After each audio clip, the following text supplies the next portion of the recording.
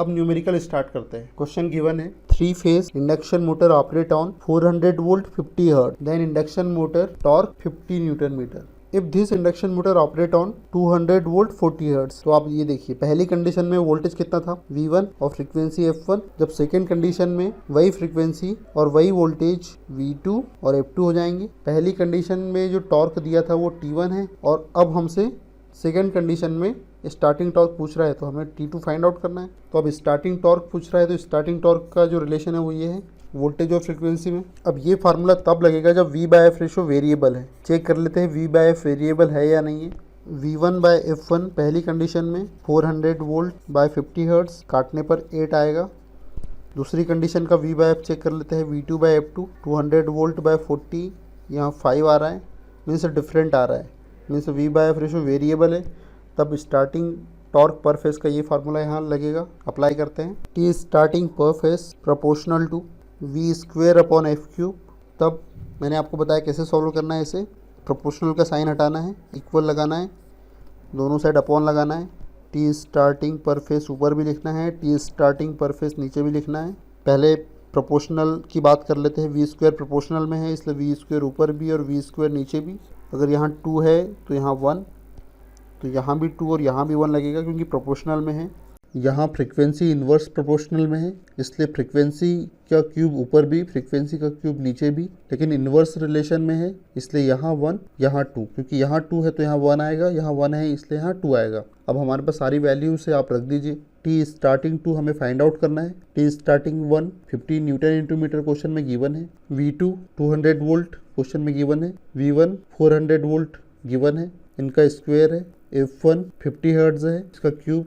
F2 40 hertz का भी cube. Then T starting 2 की वैल्यू 24.41 न्यूटन इंटू मीटर हो जाएगी। अब नेक्स्ट क्वेश्चन देखते हैं। जैसे जैसे क्वेश्चन करेंगे सारे कॉन्सेप्ट क्लियर हो जाएंगे। एक दूसरा क्वेश्चन सॉल्व करते हैं। क्वेश्चन वही है, बस मैंने फ्रीक्वेंसी चेंज कर दी है सेकेंड पैरामीटर्स की। देखिए कैसा है। एक 3 phase induction motor operate on 400 volt 50 hertz, then induction motor torque 50 newton metre.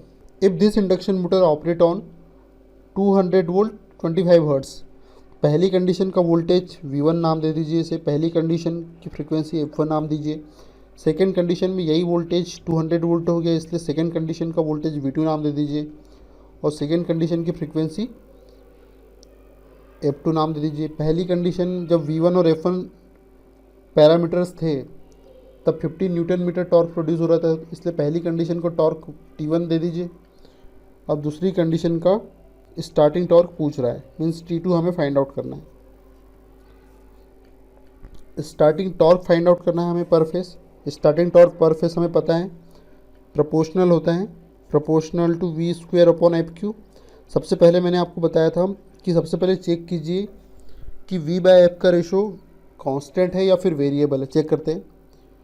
V1/F1 क्यों कर रहे हैं, अभी थोड़ी देर में सब क्लियर हो जाएगा। V1/F1 400/50 8 times, V2/F2 200/25 equal to 8। Means दोनों ही कंडीशन में V/F का रेशो इक्वल है। जब V/F कांस्टेंट होगा, when V/F constant then V²/F² also constant. उस कंडीशन में स्टार्टिंग टॉर्क केवल फ्रीक्वेंसी के इन्वर्सली प्रोपोर्शनल होंगे, क्योंकि इसके अंदर जो V²/F² है वो तो कांस्टेंट हो गया। तो अब स्टार्टिंग टॉर्क केवल और केवल फ्रीक्वेंसी पर डिपेंडेंट है। अब इस क्वेश्चन को सॉल्व करते हैं। ये देखिए, T starting proportional to 1/F है। मैंने आपको सिखाया है कि प्रोपोर्शनल का साइन हटा दीजिए और अपॉन बना दीजिए यहाँ पर। इस T स्टार्टिंग को ऊपर भी लिखिए, इस T स्टार्टिंग को नीचे भी लिखिए, इस फ्रीक्वेंसी को ऊपर भी लिखिए, फ्रीक्वेंसी को नीचे भी लिखिए। ये सेकेंड कंडीशन का टॉर्क है, फर्स्ट कंडीशन का टॉर्क इन्वर्स रिलेशन है, इसलिए यहाँ 2 है तो यहाँ 1 आ जाएगा, और यहाँ 1 है तो यहाँ 2 आ जाएगा। बस वैल्यू पुट कर दीजिए, आपको आंसर मिल जाएगा। सेकेंड कंडीशन का टॉर्क हमें चाहिए, पहली कंडीशन का टॉर्क हमें 50 न्यूटन मीटर क्वेश्चन में गिवन है। फर्स्ट कंडीशन की फ्रीक्वेंसी 50 हर्ट्ज है हमारे पास, और सेकेंड कंडीशन की फ्रीक्वेंसी 25 हर्ट्ज है। ये 2 टाइम्स कट जाएगा। सेकेंड कंडीशन का स्टार्टिंग टॉर्क आ जाएगा 100 न्यूटन इंटू मीटर। यदि V/F रेशो कांस्टेंट रहेगा उस कंडीशन में स्टार्टिंग टॉर्क फ्रीक्वेंसी पर डिपेंडेंट होता है, वोल्टेज का कोई इम्पेक्ट नहीं होता है। अगर इसी क्वेश्चन में सेकेंड कंडीशन में 800 वोल्ट 100 हर्ट्ज पैरामीटर आ जाते तो भी V/F रेशो कांस्टेंट रहेगा और स्टार्टिंग टॉर्क फ्रीक्वेंसी पर डिपेंडेंट होगा। इसी तरह आपको सारे रिलेशन का यूज़ करके एग्ज़ाम में क्वेश्चन आ सकते हैं। ये बहुत इंपॉर्टेंट रिलेशन है, आगे यूज़ करेंगे इसका।